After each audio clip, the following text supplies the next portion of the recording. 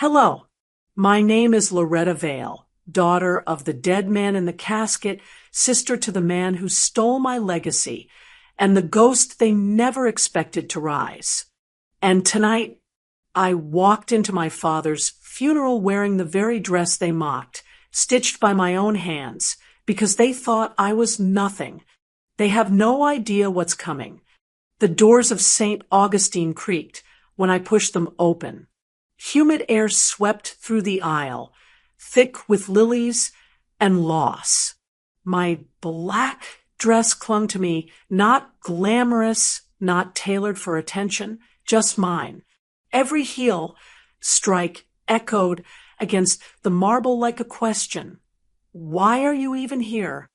Corbin stood near the altar, his tie too bright for mourning. Beside him, Seraphine tilted her satin hat just enough for the photographer to catch her better side. They looked like grief's advertisement, beautiful, hollow, rehearsed. I took a seat 3 rows back, hands folded tight around my clutch. The priest's voice floated over us, soft as dust. Corbin leaned toward Seraphine and whispered, just loud enough for the air to carry it. Guess she couldn't afford anything better for Dad's last day. A ripple of muffled laughter brushed the pews. Seraphine's reply came like perfume, sweet, choking. Poor thing, maybe we can take her shopping later. My fingers turned stiff around the leather strap. I didn't look at them. I looked at my father's casket, white roses on polished wood. You'd have told them to hush, I thought. You always did when I was too small to answer for myself. When the priest invited family to speak, Corbin jumped first. He loved a microphone more than truth. His words dripped honey. Dad taught us unity, how we always looked out for each other. The audience nodded, and I swallowed the bitter taste of pretending. After the service, folding chairs scraped across the reception hall floor. The smell of coffee and store-bought cookies hung in the air. Aunt Deborah clasped my hands with her practiced sympathy. So, Loretta, what do you do now? Before I answered, Corbin laughed. She's between things. The phrase landed like spit.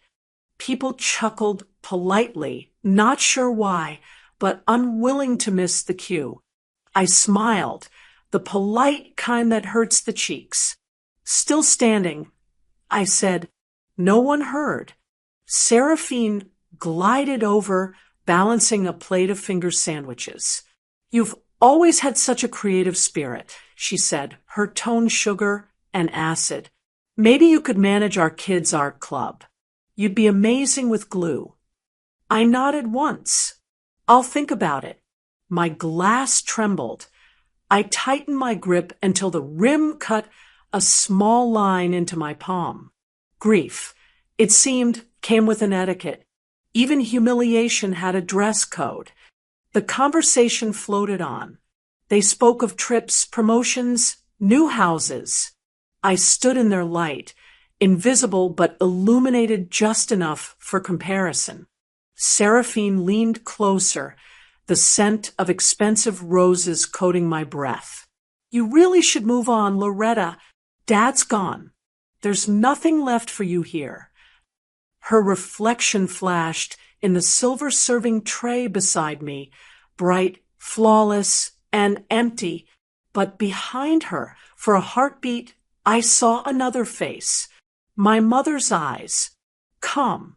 Waiting. I set down my glass and stepped away. The hall's fluorescent hum swallowed every goodbye I didn't offer. Outside, late sunlight spread like gold dust over the parking lot. The heat clung to the black fabric of my dress.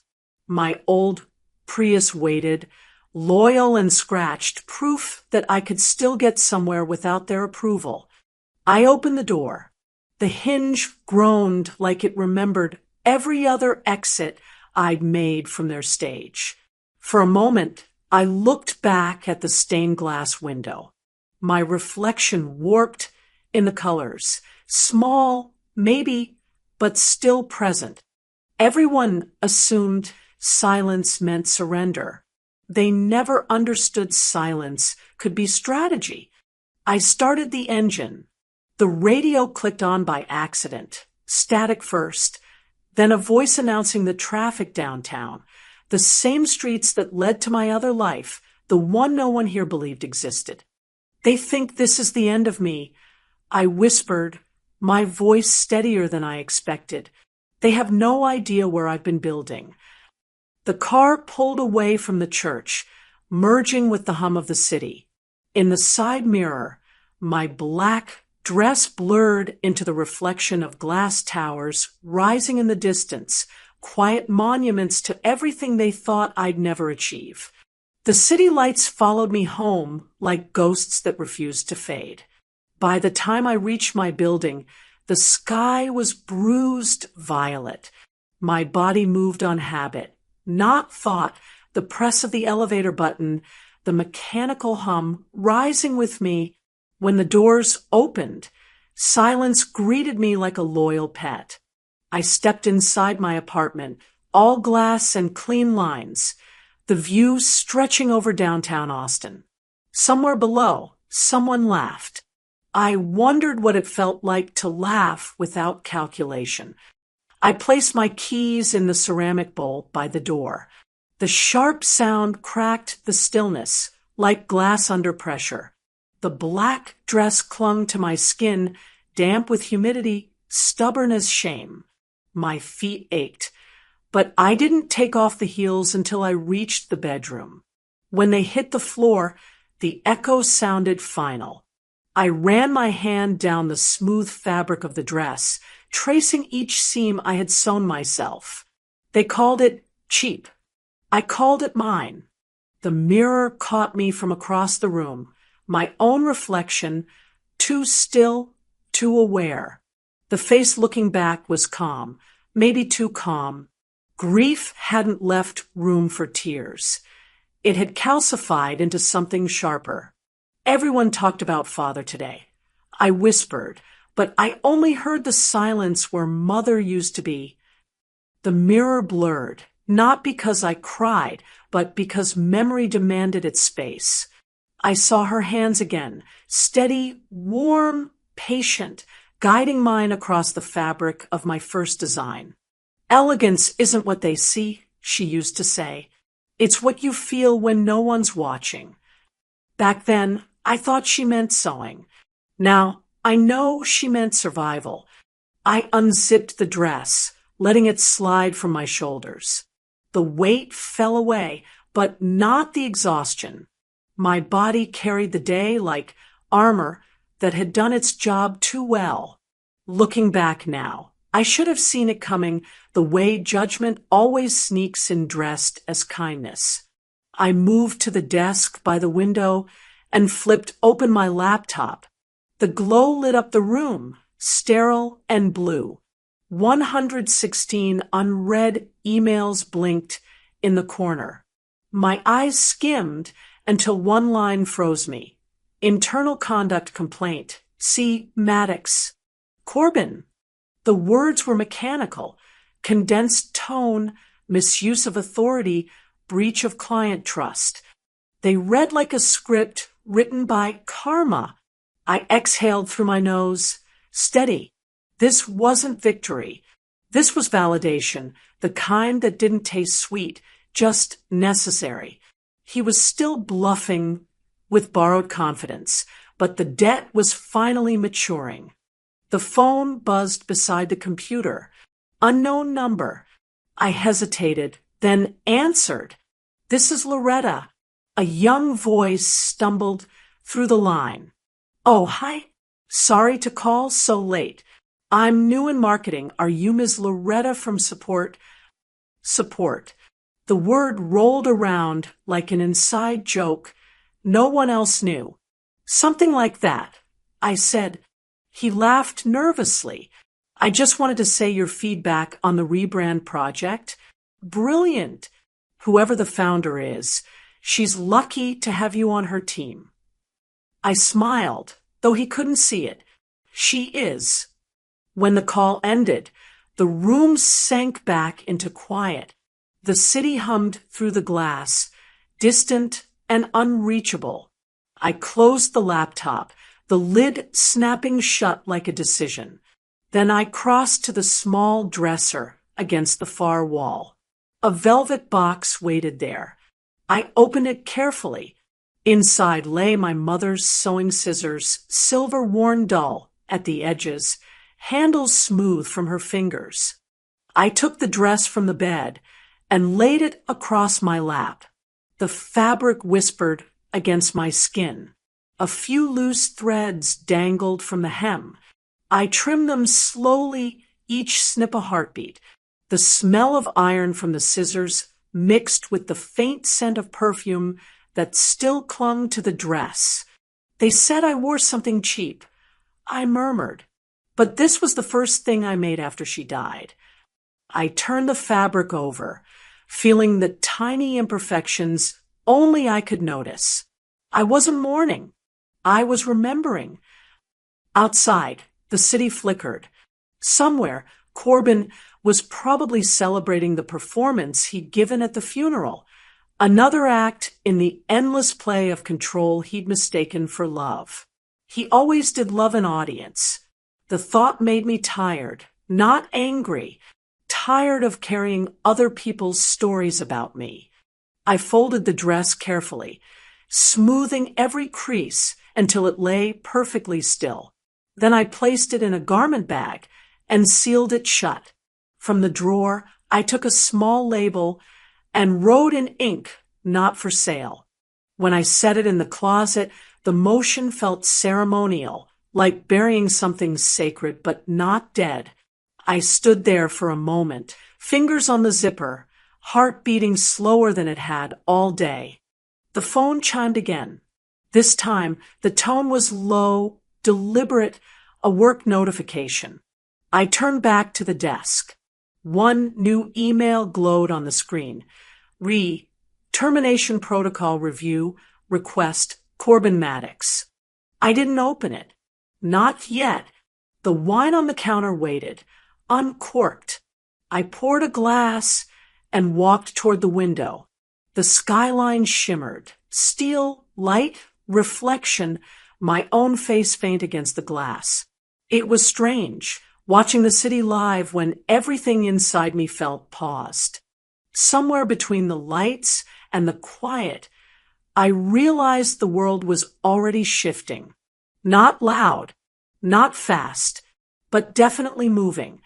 Morning broke too bright for the kind of night I'd had. Light poured through the windows, brushing over the city as if it had forgotten that grief existed. I hadn't slept. The unopened email still lived inside my head like a steady pulse. By the time I reached the parking garage, my reflection in the car window looked like someone who'd stopped pretending to be small. The elevator ride up to my office was silent. No music, no chatter, just the slow climb of numbers blinking from one floor to the next. My reflection in the mirrored steel looked almost unfamiliar. Black slacks, gray silk blouse, hair tied back with precision. Professional, composed, unshakable. The truth was I'd built every floor this elevator passed through. They just didn't know my name was carved into the foundation. Every level of distance I kept from them was defense, not pride. Looking back now, I realized that silence had been the smartest armor I ever wore. Alicia greeted me at the door with her usual calm. "Good morning, Miss Vale." I nodded, setting my bag down. "Morning." Her eyes flicked toward my computer screen, already glowing on the desk. "HR sent 2 follow UPS. They said it's time sensitive." "Then it's about him," I said. When she left, the room sealed itself in quiet again. I sat down and opened the email. The words were cold, Professional, sanitized of emotion. Employee, Corbin Maddox. Complaint, abuse of authority, condescending conduct, breach of trust. Attached below was a document marked for founder approval. I scrolled to the bottom, and there it was, one simple line waiting for me. To be signed by E. Vale, founder and CEO. They'd given me a line they never expected I'd claim. I stared at it until the letters blurred. A decade of building, hiding, bending around their egos, all summed up in a signature they thought belonged to someone else. The memory came without warning. 12 years earlier, the same city but a different life. I was 27, standing in a room of gray suits and half smiles, pitching the idea that would become the company. My hands shook, not from fear, but from being ignored. Corbin had stood in the corner, silent until I turned to him and whispered, "They won't listen to me unless you're there." He smiled like a man accepting applause he hadn't earned. "I'll do the talking. You do the thinking." They laughed at my slides, but signed his name on the deal. I built the engine. He polished the hood ornament. When the checks came, his name sat first on the letterhead. I told myself it didn't matter. What mattered was that the idea lived. I didn't realize then that ideas could be stolen more easily than trust. That moment changed everything. I blinked back to the present. The office smelled faintly of espresso and paper ink, the scent of every morning I'd worked through their assumptions. On the screen, Corbin's contract waited. Every term of his employment was a list of privileges I'd allowed by staying silent. I printed the complaint file. The pages slid warm from the machine, one after another, timelines, dates, his careless words preserved in email threads. Proof that power built on arrogance eventually folds under its own weight. I picked up my pen and made notes in the margins. No anger, no hesitation, just precision. "Alicia," I called. She appeared in the doorway with a notepad. "Schedule a board pre-meeting. Discreet. No alerts on the calendar." Her brow lifted. "Do you want me to include him?" "Not yet. He'll learn through the right channels." She nodded and left without asking more. Loyalty rarely needed explanation. I turned back to the desk, opened a new message, and typed, "Reviewed. Action pending. Do not inform subject. Signed, Loretta Vale." The sound of the printer spitting out that single page was louder than any applause I'd ever received. I folded it neatly and slipped it into a leather folder labeled Contingency. My fingers lingered on the edge before closing it. For the first time in years, I felt the weight of control settle where fear used to live. I thought about Corbin, his perfect hair, his practiced smile, the way he always said, "You should let the experts handle it," as if I hadn't been the expert all along. He would walk into the office tomorrow, still certain he held the reins. I leaned back in my chair and whispered into the quiet room, "Let's see how long he thinks he's still in charge." The city outside caught the morning sun, every pane of glass turning to gold. My reflection merged with the skyline, solid, deliberate, no longer afraid to be seen. 2 days passed in a blur of headlines and half-finished coffee. I spent both mornings at the office pretending to read reports while my mind replayed every whisper from the funeral. The email to HR still sat in my sent folder, a silent promise waiting to be cashed in. Then came the message from Corbin, "Family dinner tonight.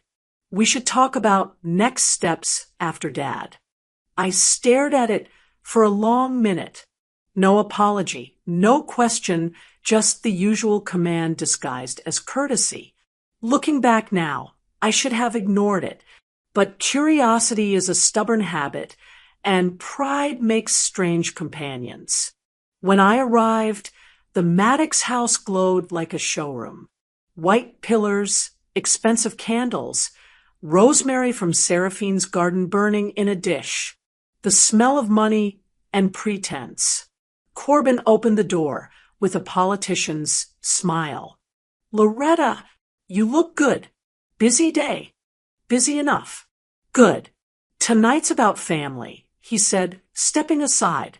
"No business." He was lying before I even crossed the threshold.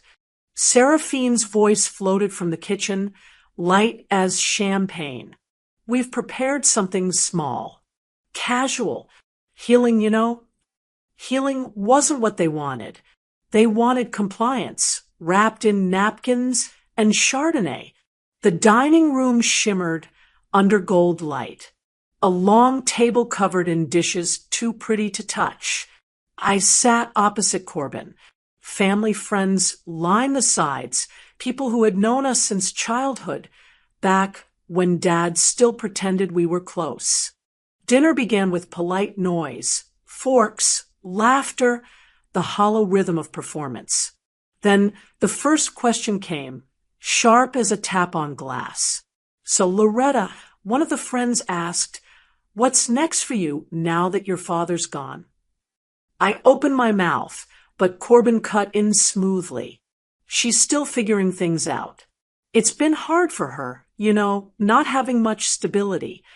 Laughter trickled around the table like spilled wine. My hand tightened around the stem of my glass. He had always loved speaking for me. Seraphine leaned forward, her eyes bright with fake sympathy. "We've always said we'd help you find something more grounded, maybe something with structure." A pause followed, the kind that waits for humiliation to settle. Corbin smiled, too pleased with his own cruelty. "Honestly, if you just asked for help instead of hiding, maybe we wouldn't be here." The words landed like darts. For a moment, I felt the old reflex to shrink, to make peace, to keep the table calm. But I had run out of polite exits. I set my glass down gently. "That's generous," I said. My voice didn't rise, especially from people who've never asked how I've survived anything. Corbin blinked, thrown by my tone. "Loretta, no one's attacking you. We're just trying to talk." "You've mistaken control for conversation," I said, standing slowly. My pulse steadied with each word. "Seraphine, about your work. I terminated all influencer brand privileges tied to your social accounts. Effective immediately." She froze, fork halfway to her mouth. "You did what?" "I'm sure you'll find something with structure," I said. Then I turned to Corbin. "And you, I've asked legal to handle all future communication between us. No more personal calls. No more pretending we're family when the paperwork says otherwise." He stared at me, color rising in his face. "You're out of line." "No," I said, calm as the quiet before a storm. "For the first time, I'm on it." The room erupted. Seraphine's voice cracked. "You can't just cut me off, Loretta. That's my livelihood." "You built it on my company's name," I said. "Now you'll learn how it feels to work without mine." Corbin pushed his chair back, silverware clattering. "This is ridiculous. You've gone too far." I met his eyes. "I haven't even started." He stood, towering, trying to reclaim the authority that had already slipped. "You think you're better than us because you hide behind that office of yours." "I think I finally understand what I built," I said softly. "And it was never you." Silence spread. The guests looked down. embarrassed to be caught between blood and truth. I turned toward the doorway. The air outside the dining room felt clean for the first time in years. Behind me, Seraphine hissed something under her breath, a prayer or a curse. I couldn't tell the difference. At the front door, I paused. You thought I needed your approval, I said without turning. I only needed your absence. I stepped into the night. The humidity wrapped around me like breath, but I didn't flinch. My phone buzzed in my hand. A message from Alicia. Press found out you're the founder. It's spreading. I looked up at the dark sky, full of headlines waiting to be written. For the first time, I wasn't afraid of being seen. By morning, the story had spread faster than weather. Every major outlet ran the same headline with slight variations: the hidden woman behind a fortune. My phone kept vibrating across the counter until I silenced it, turned it face down, and walked away. I had no appetite for praise. Exposure carried the same chill as humiliation. At 9, I stood in the marble lobby of the Hendricks Law Office. My reflection in the polished floor looked steadier than I felt. The receptionist offered the sympathetic smile people give to the newly famous. Mr. Hendricks is expecting you. He met me in a conference room, so cold the air conditioner hummed like a warning. Loretta, he said softly, your father made a private update 6 months before he passed. He handed me an envelope sealed in wax. My name, written in his familiar looping script, pulled me backward through time. I broke the seal and unfolded the pages. The words were simple, deliberate. He left the boutique, the penthouse, every share hidden in trust, all to me. A single handwritten line at the end, because she built something while we were all too busy claiming things. For a long moment, I couldn't breathe. The man who had watched my brother take credit for my work, who had never corrected the record, had still known. He had seen me after all. Looking back now, I think that's when vindication first felt like grief. By late afternoon, I drove to our father's old house. The others were already there, cars lined up like an exhibit of success stories. The study smelled the same: cedar, dust, and arrogance. Corbin stood by the desk, waving the old will like a victory flag. This is the one he signed in front of the family, equally divided. No surprises. I placed my envelope beside his. He signed this one in front of his conscience. Seraphine crossed her arms. That's not funny, Loretta. It's not supposed to be. The lawyer explained the authenticity marks, the date, the witnesses. His voice was even clinical. Corbin interrupted, his tone rising. She manipulated him. She's been whispering in his ear for years. I looked at him and felt the old ache return, the one built from years of being invisible in rooms he ruled. No, Corbin. I just didn't expect him to die before saying it out loud. The room tightened. Seraphine tried to smooth the air with diplomacy. We're still family. We can find a peaceful way to handle this. I turned toward her, slow and calm. Peace was what I gave you when I stayed quiet. That option expired. A small noise broke the tension, nervous laughter from the corner. My niece, barely a teenager, was playing with my coat. She tugged at the pocket, pulling out my company badge. Her eyes narrowed as she read the print. Evale Founder. Every sound in the room stopped. My heart didn't race. It simply steadied. Corbin's face drained of color. What kind of game are you playing? No game, I said, just the truth finally catching up. He stepped forward, voice shaking with anger disguised as control. You kept this from us, after everything Dad did. What did he do, Corbin? Pretend you were the heir while I did the work. I folded my arms. He knew. You all did, somewhere inside. Seraphine looked away, muttering, We didn't mean to shut you out. We thought you wanted privacy. Privacy. That word always meant exile in our family. You thought I wanted peace, and you called it absence. I said, but you used my silence to write your version of history. The argument spun into itself, accusations, half-truths, the chorus of denial that only family can sing. I didn't shout. I waited until the noise exhausted itself, then opened the will again. The looped G of my father's signature trembled slightly, like a man trying to steady his own guilt. But it was his hand.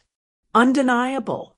I folded the paper with care and looked at them one last time. I'm not fighting for more. I'm just not handing back what I built.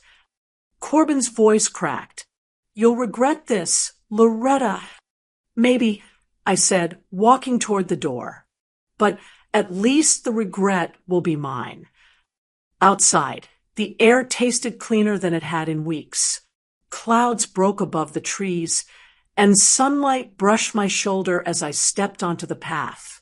I thought of my father's line again, while we were all too busy claiming things. That's where it all started. I realized, and it was finally, mercifully, where it ended. By dawn, the quiet in my apartment felt different, like a verdict already delivered. The will lay beside my laptop, folded and settled. I didn't need to look at it anymore. It had already served its purpose. There were bigger things left to close. At 8, I was back behind my desk. The city below was still waking up, trucks humming through intersections, people chasing time. On my screen, Corbin's name sat under Employee Review. A dozen tabs open, all pointing to the same outcome. For years, I'd been the architect of his success. Every policy, every contract, my fingerprints. And now, with a single signature, I could erase his false empire. It took 12 years to build what he claimed. It took 3 seconds to reclaim it. My fingers hovered over the mouse, the faint hum of the computer syncing with my pulse. Then I clicked send. Subject line, termination of employment, Corbin Maddox. Effective immediately. No justification, no apology. Just my name at the bottom. Loretta Vale, founder and CEO. I sat back and watched the confirmation notice appear. The screen didn't blink, neither did I. The power wasn't in the firing. It was in the calm that followed, the quiet that told me I would never again ask permission to exist. When Alicia entered, she carried a folder of contracts. Legal wants your signature before noon. And there's someone waiting in the lobby. Who? She hesitated. David Matthews. Says he's here for the merger meeting. The name cracked open, an old ache, I thought had sealed long ago. David, my first partner in business and in life. The man who told me to smile more, talk less, and let him lead because people trust men with numbers. I trusted him with everything. He'd taken it all and walked away. Send him in, I said. My voice sounded steady, even to me. When he entered, the years showed lines of ambition etched around his mouth. He looked at me the way men do when they realize the story has changed without them. Loretta, I gestured toward the chair opposite mine. Have a seat. He shuffled through his papers, rehearsed confidence dripping from every word. I'll be honest, I wasn't expecting to see you at the head of this. Impressive. You've done well for yourself. You mean without you? I said. He gave the half smile that once fooled investors. Let's keep it professional. The merger benefits both sides.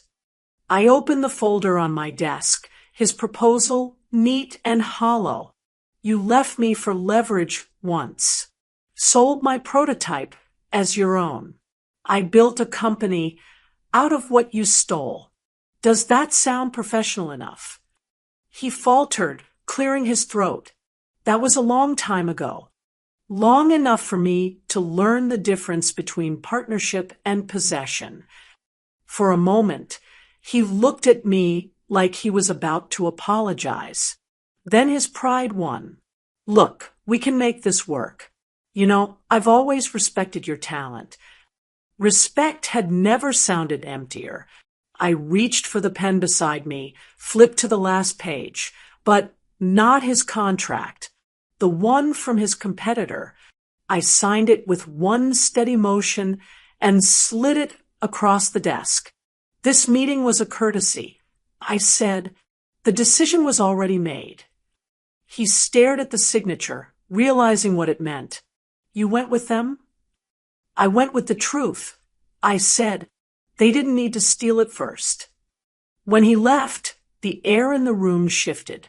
The echo of his footsteps faded like the last line of a bad play. I looked around my office, the walls of glass, the skyline beyond. Everything he and Corbin once called luck was built from my sleepless nights. Looking back now, I didn't feel triumphant. I felt restored. Alicia reappeared. The update went through, she said quietly. Corbin's profile just disappeared from the directory. Good, I said. Send a company-wide notice. Within minutes, emails began pinging across the system. Leadership update. Please direct all future matters to Loretta Vale's office. I imagined the collective gasp, traveling from cubicle to conference room, the dawning realization that the ghost behind the curtain had always been the one holding the strings. I didn't humiliate him. I murmured. I simply let him feel what silence truly sounds like. The phone on my desk rang. Alicia's voice came through, low and careful. Press is outside. Cameras. They know who you are now. I turned toward the window. Outside, clouds gathered over the skyline, reflecting the flash of camera lights below. For once, the noise didn't bother me. Then let them watch, I said. In the glass, my reflection stood against the storm, calm, deliberate, and unbreakable. Inside, the chaos that had driven me for years finally began to settle. The front doors slid open before I reached them, and the flash hit me like heat. Not the sun, but the cameras. A wall of them. Reporters shouted my name, each one climbing over the other's voice for something that sounded exclusive. Is it true you're the real founder of Maddox Group? How long were you hiding this? Are you retaliating against your brother? I didn't say a word. I didn't need to. The heels of my shoes clicked cleanly against the sidewalk. Back straight, shoulders neutral. Every step was intentional. I didn't run from the spotlight. This time, I walked into it. They wanted spectacle. I gave them presence. I heard my name again, but this time it wasn't shouted, it was whispered. A man in the back row of photographers lowered his camera and said, "Good for you." Quiet, almost reverent. That moment settled deeper than the noise. Upstairs, Alicia met me at the elevator, brows pinched behind her glasses. It's everywhere now. Twitter, LinkedIn, even Facebook. You're trending. I nodded once. Let them talk. She hesitated. Should I hold calls? No, I said, not today. Seraphine had always known how to sell a story. Beautiful angles, careful captions. But this morning, her story was bleeding. From my office window, I watched the dominoes fall in real time. Her Instagram post, a family dinner toast, was now a battlefield. Comments flooded in. You let her clean dishes while you wore her title. She's the reason your kids go to private school. You lied about everything. Someone had stitched together a video of past events, birthdays, weddings, holiday brunches. And in every one I was there, pouring drinks, holding coats, always blurred in the background. Now they saw me. My phone buzzed again. Seraphine calling. I didn't answer. Instead, I opened a new message to the PR team. The subject was simple. Effective immediately. Termination of all brand collaborations with at Win-Win's Life. No future statements permitted. 2 sentences. Cold. Clean.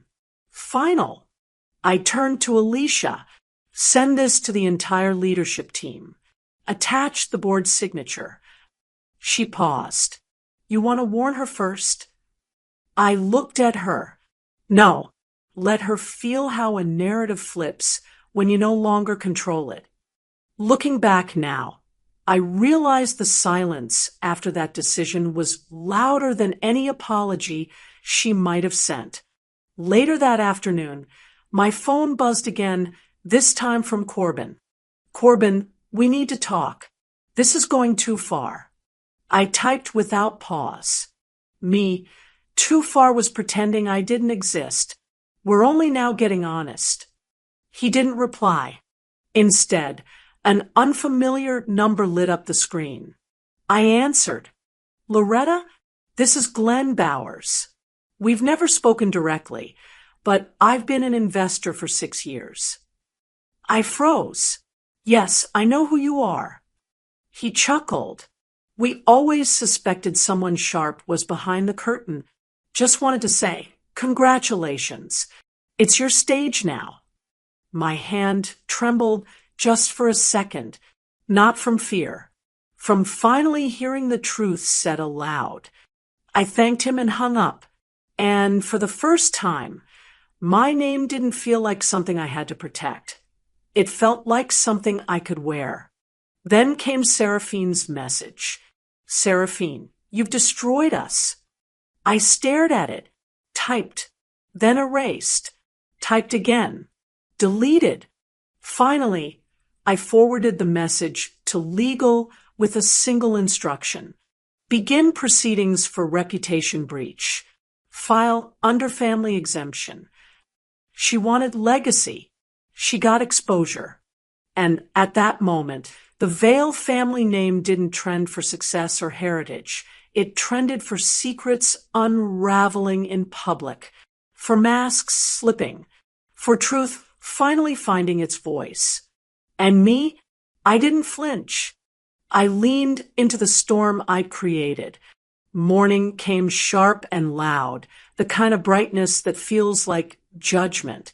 By the time I reached the lobby of Havenmark Tower, the air was electric. Cameras still hovered outside, but the building itself was silent, an audience holding its breath. Through the glass doors, I saw Corbin arguing with security. His badge hit the scanner, flashed red, denied. Again. Try it one more time, he barked. Mr. Maddox, the guard said evenly, you no longer have clearance. Call Loretta, he demanded. She left instructions not to be disturbed. From my office 2 floors up, I watched the exchange unfold. His anger looked familiar, years of entitlement collapsing into disbelief. I didn't feel triumphant. I felt finished. Control doesn't scream. It disconnects access. Alicia stepped in, holding her tablet. He's downstairs. Wants a meeting. Give him one, I said, but in the conference room, not up here. When I entered, Corbin was already seated. The conference table gleamed between us like a frozen river. He looked older, sweat pooling at his temples. "So this is how it is," he said. "Public humiliation, private exile. You happy now?" I laid a folder in front of him. "You're here to negotiate. I'm here to end it." He opened the folder, pages of contracts, ownership filings, timestamps, the updated will. Proof cold and precise. His eyes flicked across the signatures, slowing when he reached our father's. "What is this supposed to prove?" he snapped. "That Dad knew," I said. "He just didn't know how to tell you." For a heartbeat, I saw something human in his face. Shock, not guilt. He looked away first. "You think this is justice?" he asked. "It's not justice," I said softly. "It's accounting." I reached into my briefcase and pulled one more page. He tried to explain. The week before he died, he wrote this. The paper trembled slightly as I read. "I failed to protect the one child who never asked for praise. Loretta, you were the only one who built instead of claimed." The silence that followed was complete. The sound of the air vents, the faint ticking of my watch. Everything else vanished. When Corbin spoke, his voice was smaller. "You forged that. Check the handwriting," I said. "You've spent a lifetime pretending not to see the truth. Now it's looking back at you." He slumped in the chair, the fight draining from him. "This isn't over." "It already is." The phone on the table buzzed. Alicia's voice filtered through. "Seraphine's calling. Should I patch her in?" "Go ahead." Seraphine's voice crackled over the speaker, sharp with hysteria. "You've ruined us, Loretta. You dragged the family through the mud. People are calling me a liar." "You are a liar," I said. "You built your image on someone else's silence. I just stopped cushioning your fall." "You'll regret this," she spat. "You've destroyed everything." "No," I said, signing the document in front of me, the pen steady in my hand. "This removes your access to all family assets. As executor, it's done." Her breath caught, then the line went dead. Corbin stood, face pale, fists tight. "You think people will side with you? You're cold, Loretta. You always were." "I learned it from you," I said. Security entered, quietly waiting by the door. He looked at them, then at me. For a second, he seemed to search for something. Mercy, maybe, but found nothing he recognized. They let him out without a word. I stayed where I was, watching the space he'd left behind. My phone buzzed again. An email from Forbes. "Would you like to comment on being called the quiet architect of America's boldest family coup?" I smiled faintly. Tell them the quiet part was intentional. At the window, the city stretched out in front of me, towers, roads, the slow pulse of traffic. Below, Corbin stepped into the sunlight, escorted but unchained. He turned once, maybe hoping I was still watching. I was, but not for him. I looked at my reflection instead, clear, unblurred. For the first time, the silence around me didn't feel empty. It felt earned. Downstairs, the glass doors closed behind him. Upstairs, I turned off the lights. One chapter had ended, and the quiet finally belonged to me. A week passed like the slow unwinding of a storm. The headlines cooled, the city forgot, and the quiet that once frightened me began to feel like home. On Cypress Avenue, the boutique still waited, its windows dusty from disuse, its sign fading but proud. When I unlocked the door, the smell of cedar and lavender drifted out to greet me. For years I had thought of this place as small, a remnant of my mother's softer world. Now I saw it as the beginning of everything. The afternoon light slanted across the counter, dust catching the glow like memory refusing to fade. I moved to the back room, the same one where she used to hum over her sewing machine. The drawer stuck a little when I pulled it open, protesting the years.